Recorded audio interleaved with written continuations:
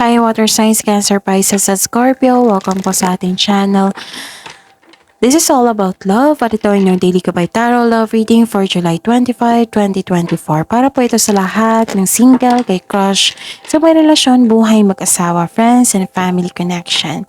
Please be reminded, kung naka-resonate kayo, comment down. Kung hindi kayo naka-resonate, ibigay niyo po sa ipakasadya na reading po ito. Please like, subscribe, and click bell button for notification para updated po kayo sa daily tarot love reading natin. Maraming salamat po. This is for you, Cancer, Pisces, and Scorpio sa love life niyo po, July 25, 2024.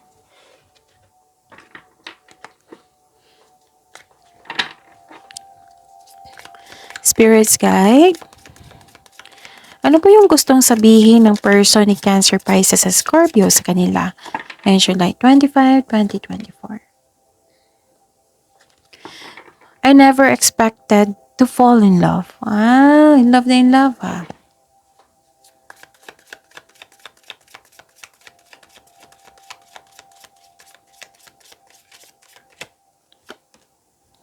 I feel empty without you. So lahat kayo ha, ng signs. Tingnan natin mamaya kay Earth signs. Kasi miss na miss ka ng person mo eh.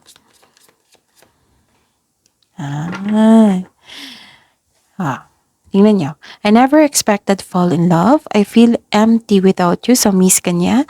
I miss our conversations and the sound of your voice. Wow. In love na in love ah. Spirits Guide, ano pong energy ni ang Cancer, Pisces, at Scorpio sa love life nila ngayong July 25, 2024.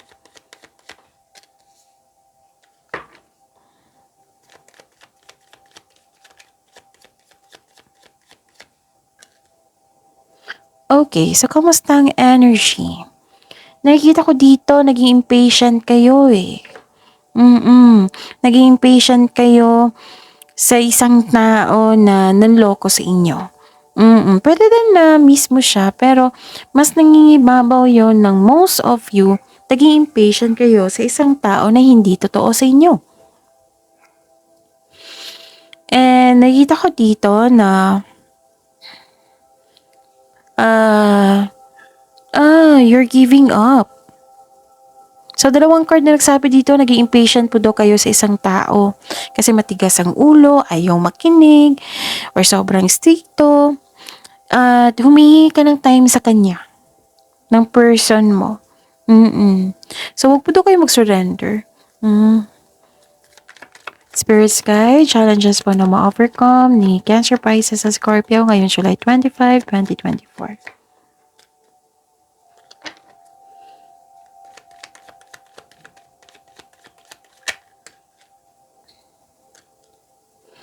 Nagkaroon ng hindi pagkakasundo dito.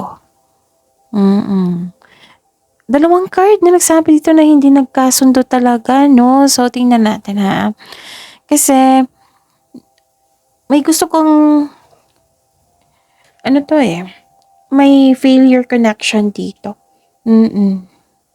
Nagkaroon ng disbalance sa inyong connection, sa inyong feelings ngayon.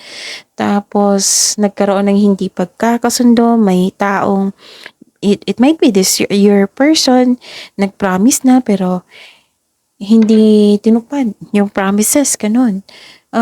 Parang iniisip mo dito sa isang tao na waste ang time mo at effort. Yung totoong totoo ka sa kanya pero hindi niya nabigay yung expectation mo sa kanya. It might be nag-promise talaga. Nag-promise tong taong ito.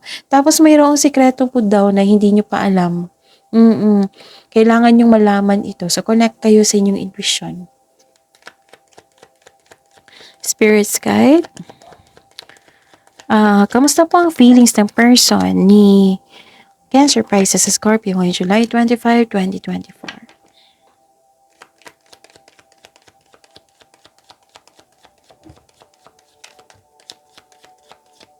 Okay.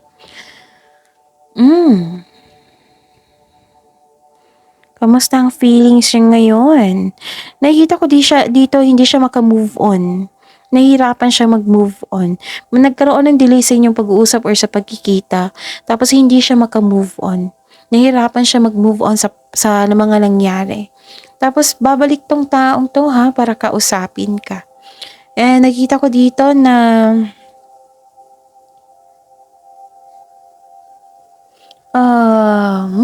may taong may ginagawa siya foolish, anong tawag ito? May ginagawa siya na hindi dapat sa inyong relasyon, ganun. Pwede din na may problema siya against sa desisyon niya. Like, tutol sa inyong relasyon, tutol sa kasal, ganon. Pwede din tutol sa inyong desisyon or tutol siya sa inyong desisyon or tutol kayo sa desisyon niya. Ito yung feelings niya ngayon. Okay, so that's it. See you tomorrow, Cancer, Pisces, and Scorpio. Please like, subscribe, and click the button for notification para updated po kayo sa daily tarot reading natin. Maraming salamat.